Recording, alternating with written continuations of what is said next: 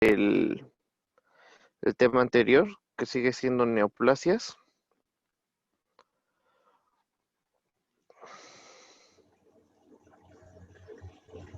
Ok, entonces nos quedamos en las características de las neoplasias malignas, ¿ok?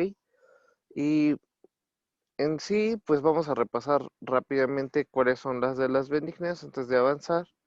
Ya hemos dicho que, bueno, una de las características que no es exclusiva es lo de cuáles son bueno, que las benignas casi siempre nada más le agregan el sufijo oma y y ya con eso sabemos que es una neoplasia benigna, ¿no? Como lipoma, condroma, epitelioma. Cuando alguno de estos son malignos, pues les agregan adenoma maligno, condroma maligno, lipoma maligno, ¿no? Porque pues es que pues igual son cosas que igual al principio cuando lo describieron, pues dijeron, ah, pues sí, así suena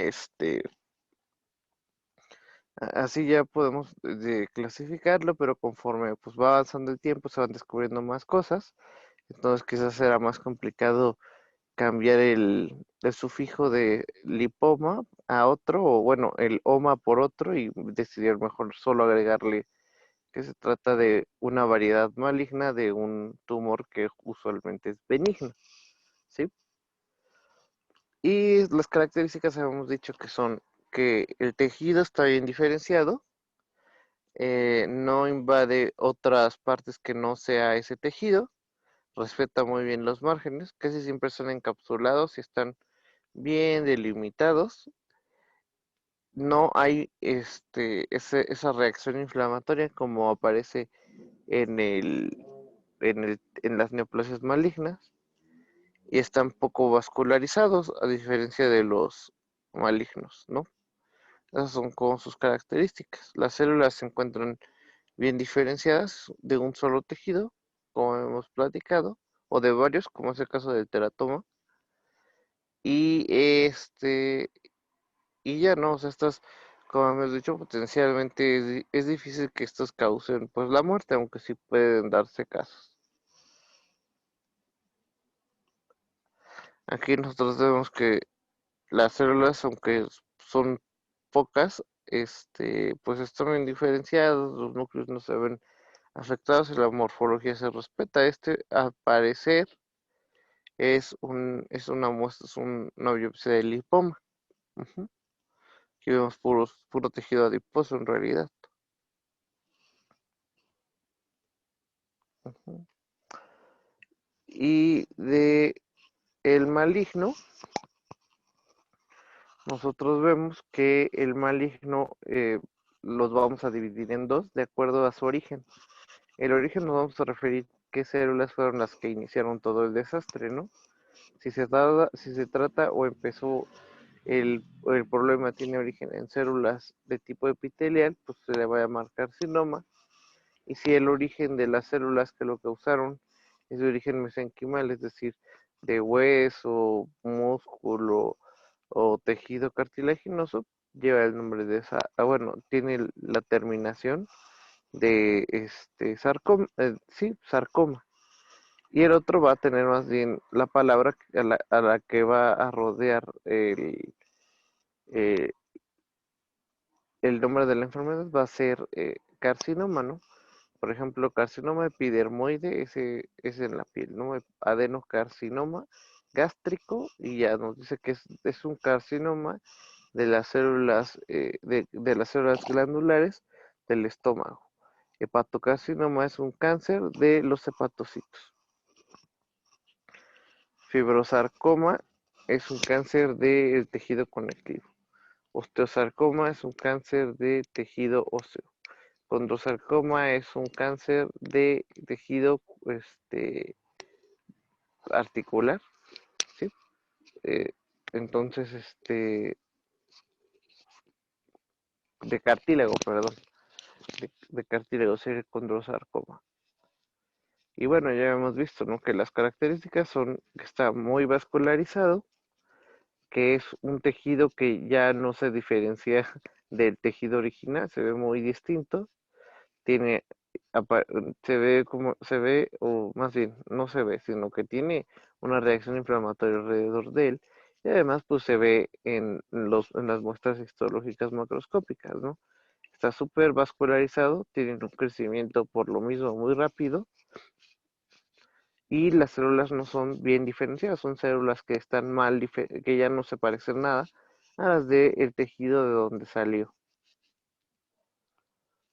Sí, aquí vemos otro, no respeta las capas y ya va invadiendo diferentes capas de los diferentes tejidos que conforman a los órganos.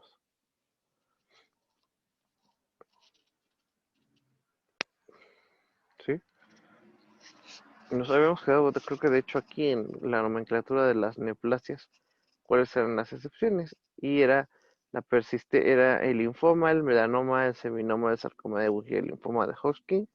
Aunque tienen la terminación OMA, se trata de tumores que son malignos. Ajá. Eh, y pero bueno, pues esto ha sido debido a eso, al, a la que la nomenclatura, pues fueron descritos posteriormente, y en eso, en lo que fueron descritos, pues al principio se pensaba que quizás eran benignos, y ya con el tiempo se ha sabido que pues se trata de tumores malignos, ¿no? Bueno, en el caso del linfoma, melanoma y seminoma son malignos, y el sarcoma me parece que es un tumor benigno. El linfoma no, ese sí es maligno. Ese puede ser, depende, ¿no? O sea, igual, cada tumor a veces podemos pensar, nosotros a lo que nos referimos con que es maligno o es benigno, se trata a qué tan mortal o cuál es la mortalidad que aparece con ese tumor en particular en la vida, ¿no? Entonces hay tumores que aunque se comportan como benignos, pues te pueden matar. Por ejemplo, si tuviéramos un tumor benigno que empieza a comprometer el flujo sanguíneo porque lo aplasta de la aorta, pues va a ser maligno, ¿no? Porque al final de cuentas te puede causar la muerte. O sea, aunque es benigno por todas sus características, pues te puede causar la muerte y no por eso es maligno, pero su origen o el tipo de tumor, pues es un tumor benigno, ¿no? Es decir, el tumor propiamente no te va a causar la muerte, pero sí, si se sigue expandiendo, sí te puede causar la muerte, pero no propiamente por el tumor, sino por una consecuencia de su crecimiento. ¿Cómo sabemos que las neoplasias son malignas? Bueno, pues principalmente, aunque hay muchos tumores que, digamos, hay marcadores moleculares, que aunque aquí dice que no son muy confiables, pues ya hoy por hoy, a muchas células se les hacen sus perfiles.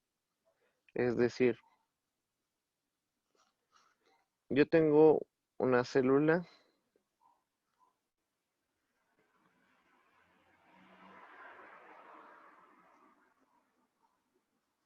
y los marcadores moleculares pues pueden ser proteínas que expresen su superficie, o proteínas que tenga adentro, ¿no? Entonces, cuando se hace la toma de una biopsia o lo que sea, se pueden analizar por diversas técnicas la concentración de estos marcadores. ¿Y qué es lo que va a ser diferente? Que una célula de un tumor benigno,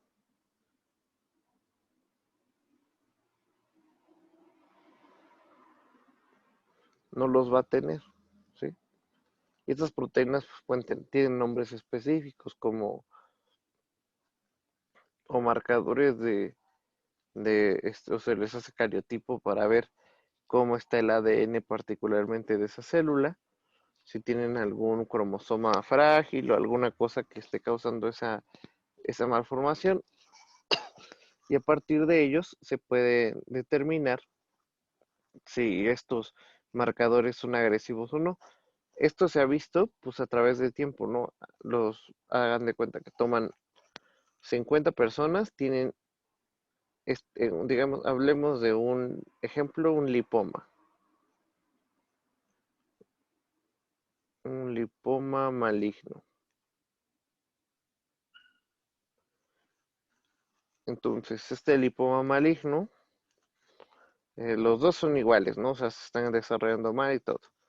Pero este lipoma maligno expresa estas dos proteínas y este no expresa ninguna. Entonces, lo que hacen es que investigan cuántas de estas 50 personas que lo tienen se mueren en 10 años, digamos, a pesar de que se estén en tratamiento.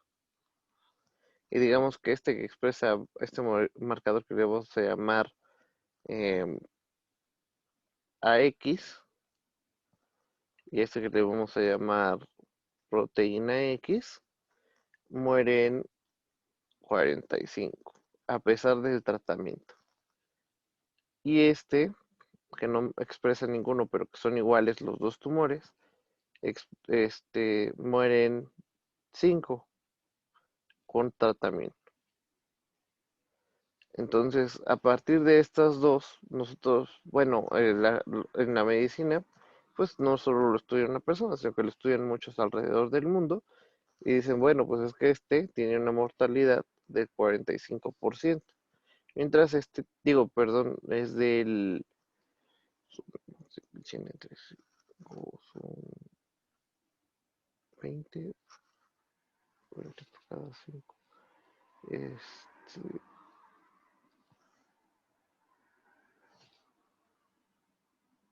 bueno, o sea, tiene una mortalidad, perdón, tiene una mortalidad de 45 para 10 años, ¿no? O sea, eso quiere decir, de 50 pacientes que tengo, 45 van a morir.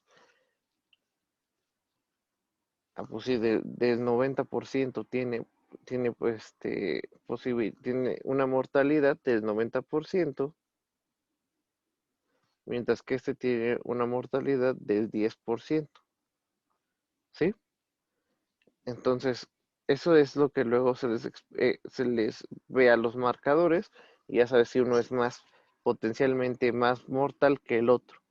Entonces, también luego lo que hacen es que al mismo tumor, digamos otra vez el mismo caso, ¿no? Al mismo, ya tengo mi diagnóstico del tumor, ¿no? Ahorita vamos a ver cómo es que se hacen los diagnósticos para que ustedes sepan. Ya tengo yo el diagnóstico del tumor. Ya sé que es un linfoma maligno, los dos. Y que esta es la variedad que expresa estos dos marcadores y este no los expresa. Ahora, pues les van a dar, digamos, les dieron a los dos radioterapia. Y este sí disminuye. Y a este no le afecta. Les dieron a los dos quimioterapia. Y este no lo afecta y a este no le afecta y a este sí le afecta. Y los reseccionaron quirúrgicamente y este no creció y este sí creció, ¿no? Entonces, los marcadores no solo sirven para saber si son malos, sino también para saber cómo van a responder a los diferentes tratamientos que hay. Ya, por ejemplo, si ustedes luego buscan así en particular del sistema nervioso central, qué tumores son radiosensibles, y les van a aparecer, pues tal variedad de tal tumor es sensible a radioterapia. Tal variedad de tal tumor no es sensible a radioterapia.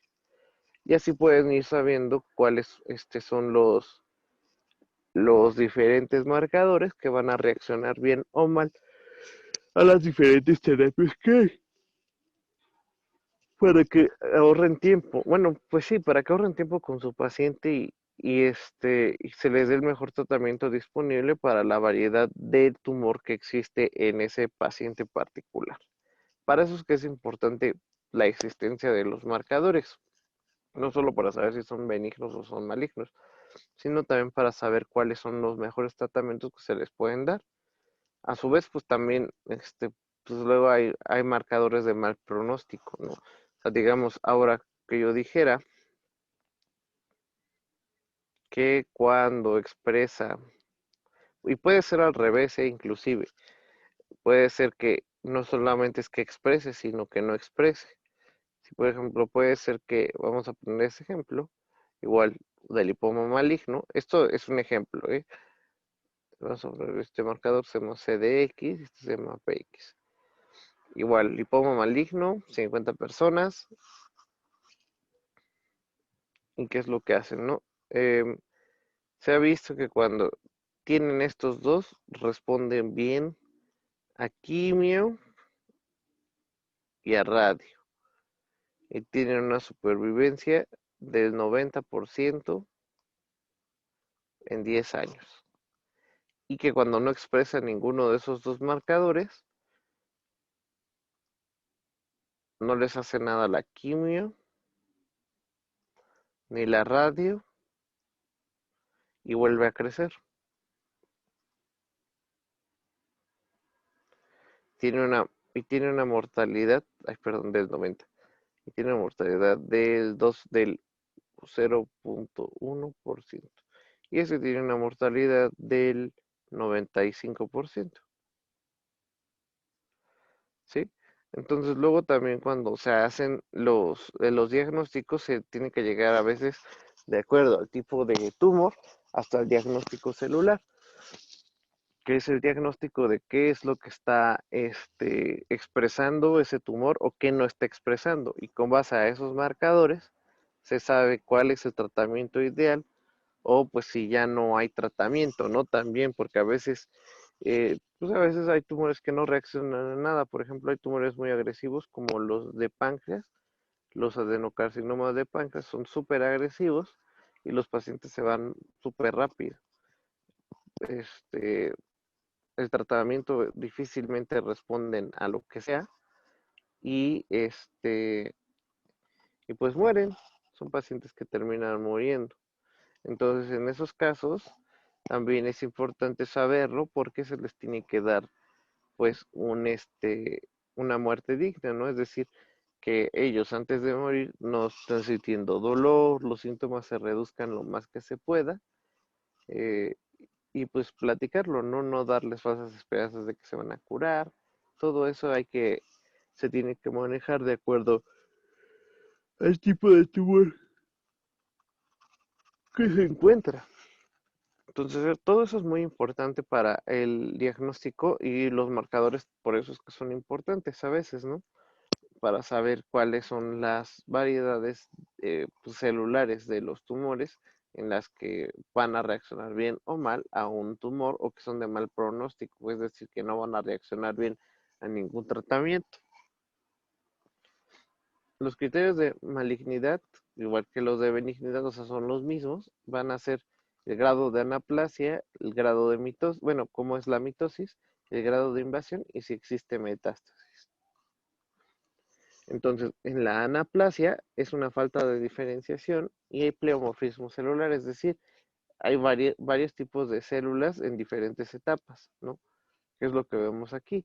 Nosotros aquí lo que vemos, por ejemplo, es que normalmente seguro este tejido no tenía todos estos que se ven muy azules, que están ácidos, es decir, están muy ácidas esas células, y además de esta invasión no respeta los diferentes tipos las diferentes capas de ese tejido.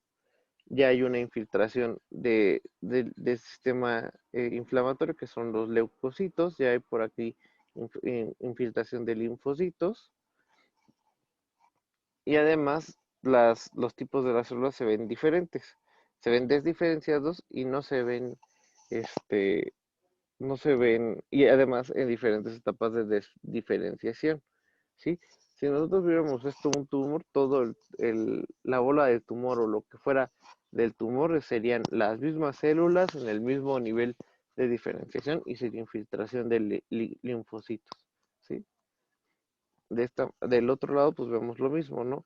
Como en ya no se respetan para nada los estratos, hay diferentes formas de la misma célula distribuidas en toda la capa, ya empieza a invadir otras capas del tejido y ahí empieza a haber también reacción inflamatoria en la parte más, esto, lo de la infiltración de linfocitos es porque pues hay una reacción inflamatoria y de alguna manera el cuerpo pues tiene que combatir ese tejido que se está generando. Normalmente, de hecho, esto está sucediendo todo el tiempo cuando hay células que empiezan a reproducirse erráticamente con el objeto de eliminar o evitar que aparezcan o se desarrollen enfermedades neoplásicas. Este fenómeno de, de patrullaje de las células que son erráticas se le llama vigilancia, inmunovigilancia, que es un estado en el que estamos todo el tiempo, en el que nuestras células, los linfocitos, se encargan de estar destruyendo a las células que se reproducen o que tienen algún error en su reproducción para evitar que se formen precisamente neoplasias. En cuanto a las mitosis, van a ser mitosis atípicas, es decir, que tenga múltiples centriolos y muy abundantes. Es un tejido que va a estar creciendo a un grado pues muy alto. Sí, por eso es que se van formando bolas que aparecen así de la nada y que crecen, por ejemplo, en un mes crecen 2 centímetros y que además pues van causando alteraciones alrededor del tejido, ¿no? Que se ve todo inflamado, que se ve inflamado. Esas son las características. Si nosotros las viéramos en un tumor benigno, la mitosis sería normal como la de cualquier otra célula. Digo, ahí lo que está afectado es que las células no van muriendo, ¿no? Sino que se quedan ahí. Y ustedes, bueno, nosotros, todos los humanos, pues que no tenemos ninguna neoplasia, lo que sucede con nuestra mitosis es que tiene una velocidad normal, ¿sí? No es que esté más acelerado ni nada, sino que las células normalmente, pues de ellas tienen algo que se llama muerte celular programada o apoptosis. Entonces aquí no existe esta apoptosis y por eso pues siguen las células. Igual en las malignas, ¿no? Pero ahí no hay una mitosis acelerada, hay una mitosis normal.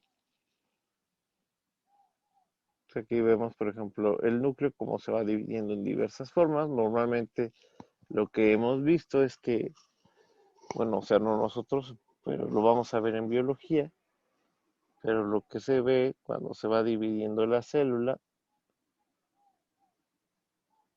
es que primero se polariza el núcleo, luego se divide en dos centriolos.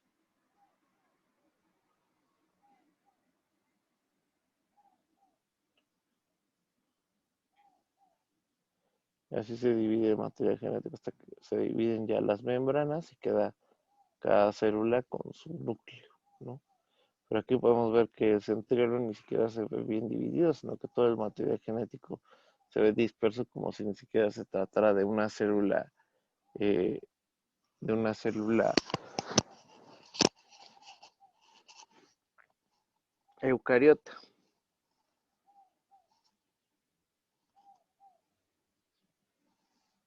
Y la invasión, esto es muy importante porque empieza a haber afectación a nivel de vasos linfáticos y vasos sanguíneos.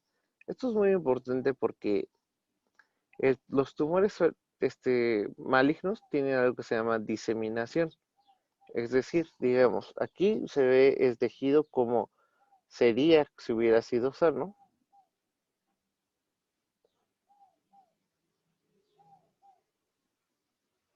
Se ven las diferentes capas que abarca, ¿no? Y el tejido glandular se ve un poco infiltrado.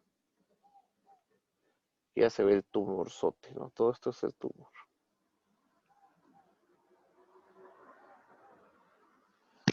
Y este tumor empezó aquí como unas pequeñas celulitas, ¿no? Pero empezó a invadir todo. Y aquí empieza a llegar a las partes de los vasos. Y la diseminación es así, ¿no? O sea, Un tumor benigno generalmente se quedaría en esta parte o en esta capa, pero no invadiría más de ello, respetaría la capa del tejido de donde se generó, mientras que el invasivo empieza a infiltrarse, infiltrarse, infiltrarse, a todo lo que puede. Ahora, ¿cómo se puede diseminar un cáncer? Pues sí, un cáncer. Un cáncer puede diseminarse de manera local, es decir, en el mismo órgano empezar a prolongarse poco a poco, poco a poco. La otra es invadir un vaso. Cuando hay vasos cerca, las células que están aquí se empiezan a meter y empiezan a viajar a través de todo el sistema circulatorio y digamos, como ya sabemos que todos los tumores tienen su circulación linfática y su circulación arterial, pues ya sabemos que se va a diseminar o puede llegar realmente a cualquier parte del cuerpo, ¿no?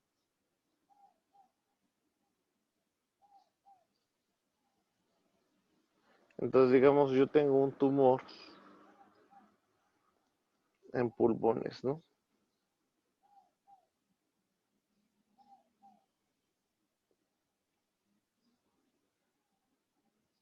Y de ahí viaja y empieza a depositarse el tumor en las costillas, digamos, o en el hígado. Cuando el tumor ya ha viajado de un órgano de donde se generó, empieza a desarrollarse otro tumor en otra parte del cuerpo y los dos tienen la misma, digamos, si yo le tomo una biopsia se va a ver así, al del hígado, y le tomo una biopsia del pulmón y está así, quiere decir que ese tumor es su primario o el tumor primario, está en el pulmón y la metástasis está en el hígado, ¿sí? ¿Puede suceder al revés? Sí.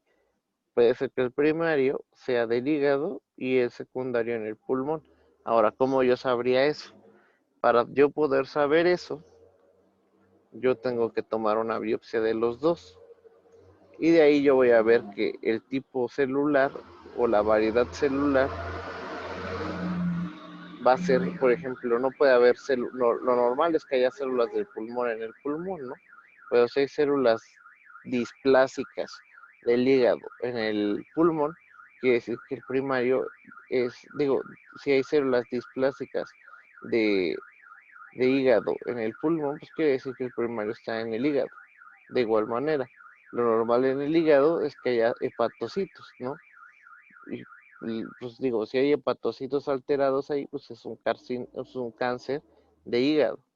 Pero si hay células epiteliales de pulmón en el hígado, yo pensaría que ese tumor tiene su tumor primario en un órgano como el pulmón, ¿no? Entonces así es como se sabe de dónde viene o de dónde es la metástasis.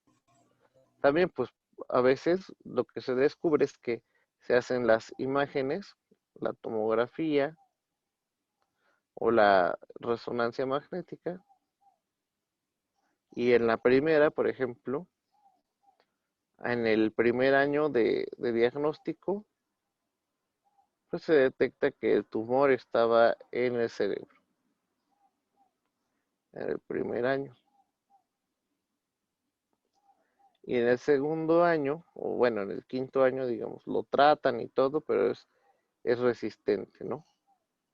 Y en el quinto año encuentran el tumor en los huesos. Esto quiere decir que este tumor que estaba acá tuvo una diseminación o ya tiene metástasis. A veces no solo se puede saber con estos dos, hay marcadores de laboratorio que nos pueden sugerir que el tumor ya no solo se encuentra en un lado, ¿no? Y además la sintomatología, digamos, es un paciente que su sintomatología primaria era dolor de cabeza y que no veía de un lado, Y ahora sus manifestaciones no solo son ahí, sino que los tumores generalmente dan manifestaciones del lugar donde son. Hay muchos y hay muchas excepciones, ¿no? Porque hay tumores que pueden estar en el intestino y dan manifestaciones a nivel cardiovascular. Pero ahorita, ahorita restringámoslo de esta manera a modo didáctico. Normalmente los tumores dan los síntomas donde están generándose. Por ejemplo, el cáncer de colon, lo normalmente que da es que hay mucha diarrea o mucha constipación, ¿sí? Excesiva, que no se da medicamentos. Entonces, pues yo ya sé que tengo cáncer de colon, ¿no? Digamos. Y luego empiezo con fracturas que no deberían de suceder, me fracturé muy fácil una pierna o me hacen unas pruebas de funcionamiento hepático y salen elevadas, pues ya entonces empezaría a pensar que hay una alteración en otro tejido que no es el colon, ¿sí? Entonces eso es por la diseminación. Y la diseminación puede ser local, puede ser linfática o puede ser hematógena. Esos son los tres tipos de diseminación. Linfática es cuando se va por los vasos sanguíneos, por eso es que hay veces que cuando ustedes cuando sepan de algún paciente que tiene tumor de próstata, un cáncer de próstata maligno, y bueno, no hay cáncer, bueno, tiene cáncer de próstata y es maligno y le reseccionan la próstata, a veces no solo le quitan la próstata, sino que también quitan los vasos linfáticos, los ganglios linfáticos de la zona donde se generó, porque es a través de esos que si se va una célula y se siembra en otro lado, ahí va a crecer. Entonces, para evitar precisamente que haya una diseminación que haya quedado como residual, se quitan también los ganglios. De igual manera, por ejemplo, en el cáncer de mama, a veces no solo se quita la mama, sino que también se quita el drenaje linfático de esa mama. Y ya, así es como se va sabiendo cuál es cómo son los tumores benignos y malignos y cómo se van comportando. Y esto nos permite propiamente saber cómo va a ser el tratamiento de este paciente en particular. Luego tenemos otros términos de otros tumores, ¿no? El amartoma, que va a ser solamente la formación desorganizada de tejidos normales. Y esta normalmente se encuentra en un tejido, digamos, nosotros vemos un amartoma de estómago, va a haber una bolilla ahí o una neoformación que es el mismo tejido bien diferenciado, pero se ve desorganizado, ¿sí? Pero sigue siendo el mismo tejido. A veces da síntomas, a veces no, pero generalmente no son malignos. Y luego tenemos un coristoma, que se trata de un tejido normal, bien diferenciado, que se encuentra en el estómago, por ejemplo. Perdón, que se encuentra en otro lugar. Por ejemplo, nosotros encontramos un tumor de estómago, ¿no? O sea que tiene toda la forma de estómago, tiene las células del estómago, hasta si lo marcan con algún marcador de las células del estómago lo va a tener, pero lo encuentran en el útero. Entonces, eso es un coristoma, ¿sí? En cuanto a la biología molecular y patogénesis del cáncer, históricamente antes se pensaba que era algo divino, ¿no? Que era un dios que él decidía a quién le aparecía y a quién no. Pero actualmente pues ya sabemos que el cáncer tiene un estricto control de su proliferación, es decir, normalmente es como una fábrica de zapatos, ¿no? O de una fábrica de yogur, digamos. Ustedes van a generar 5,000 células, ¿no? Cada célula va a producir 5. Vamos a dibujar. Digamos, yo tengo mi producción de células.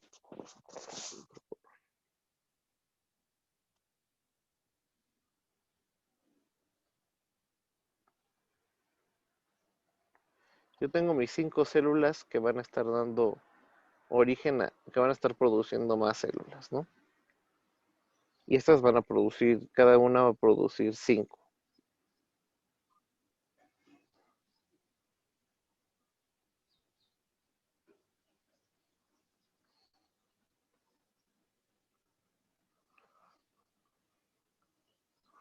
¿sí? Entonces luego vamos a tener a los linfocitos que van a estar revisando estas células una por una. Y a las células que estén mal, digamos, si en este lote encuentran que está mal una, lo más probable es que todas estén mal y van a inducirles la muerte. No solo a ellas, sino también a la que los produjo. Entonces aquí se evitó que se formara un tumor. Y así está, normalmente así está el cuerpo todo el tiempo. Y no solo es a nivel celular, sino a nivel molecular, cuando hay errores en el DNA, que de hecho es de ahí de donde viene el problema. Digamos, yo tengo una receta, ¿no? Que es lo que habíamos platicado creo que al principio. Yo tengo una receta de cómo se hace un huevo estrellado. Y viene aquí, en mi ADN, ¿sí? Pero digamos que pues yo me expuse al sol. Entonces normalmente esta receta me daría aquí un huevito estrellado, bien bonito, con su yemita amarilla, ¿sí? Esto es lo que haría normalmente cuando el ADN está bien. Pero digamos que yo me expuse demasiado al sol. Entonces la radiación UV del sol tuvo una influencia negativa sobre el y destruyó partes de mi ADN.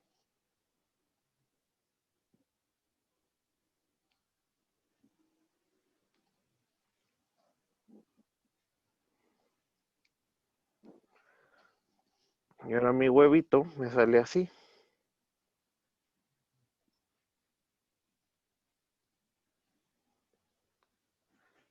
Pero desde antes, como que antes de que produzca la célula errática, las propias proteínas de adentro de la célula le dicen, oye, es que esto está mal, ¿sabes qué? Empiezan a crear un mecanismo de reparación para evitar que esa célula se produzca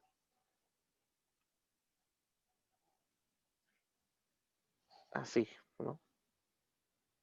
Antes de que esto suceda, se repara el ADN y se evita que se forme esa célula, ¿sí? Pero cuando se produce, ya los marcadores que expresa hacen que los mismos linfocitos que van a venir a vigilar lo que van a hacer los CD8 y otras que se llaman natural killers, van a estar vigilando y dicen, no, no expresas pues te mueres. Y le inducen la apoptosis a estas células, ¿sí? Así es como tratan de que esto se evite, porque la célula tiene muchos mecanismos a través de los cuales evita los errores en su reproducción. Eso igual ya lo vamos a ver en la materia de biología para que les quede un poquito más claro. Entonces, a veces es la acumulación de diversos factores. Por ejemplo, yo tengo un historial, es un ejemplo, un historial clínico de que mi mamá tuvo cáncer de esófago, ¿no? Eso no quiere decir que a fuerza a mí me va a dar cáncer de esófago. A veces sí, en este caso digamos que no, porque hay cánceres familiares. Entonces, yo ya sé que eso.